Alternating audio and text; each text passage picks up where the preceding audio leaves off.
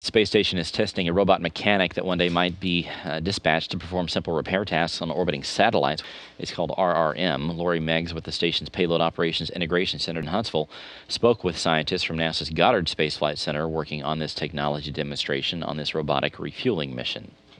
Just like if you were to go put fuel in your car, you have to open up your gas cap, put in the fueling valve, transfer the fuel, close it up and go.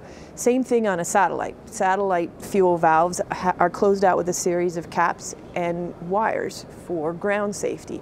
So in order to put more fuel into a satellite, you have to cut those wires and remove those caps and then install a refueling tool, transfer fuel, and again close it out. Same as if you want to do it on the ground with your car. Right now satellites are designed to not be serviced at all. They're closed out on the ground and never to be touched again, which was part of what we wanted to do with RRM, which was demonstrate that we could actually interface with those, for example, fill and drain valves, electrical connectors, MLI.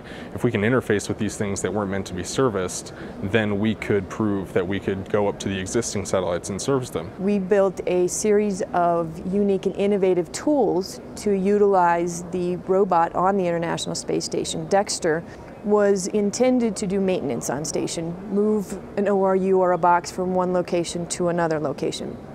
So we studied that robot and determined that we could build innovative tools that the robot could grab onto and remove these caps, cut the wires, and again transfer the fuel. We have 4 tools on board. One is what we call the multi-layer insulation tool. It cuts the wire, it grabs onto the blanket. One is called a safety cap removal tool.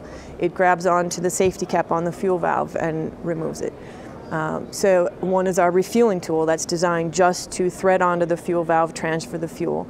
And then the other one is what we call a multifunction tool. It's just like a standard socket wrench that you'd use in your garage.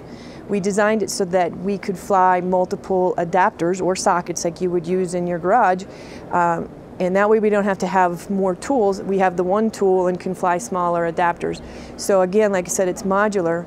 If we want to continue multiple iterations of the technology demonstration, we just have to fly new adapters, and we can continue using that one, what we call multifunction tool, to manipulate these adapters with the robot.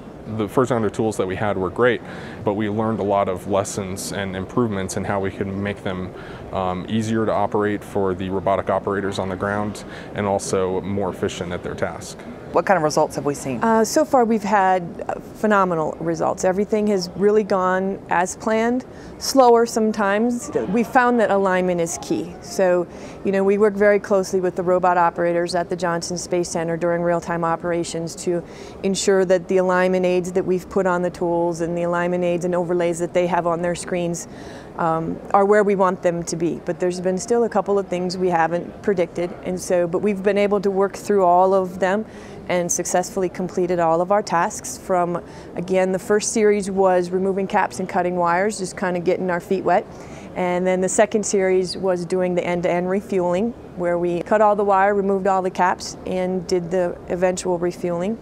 And then the third set of tasks is what we call our tertiary tasks. It was manipulating blankets. It was, we manipulated some number 10 torque sets, just small screws, not designed to be done with the robot again, but showing that the robot could align itself onto a small fastener or screw, remove it, and put it back in.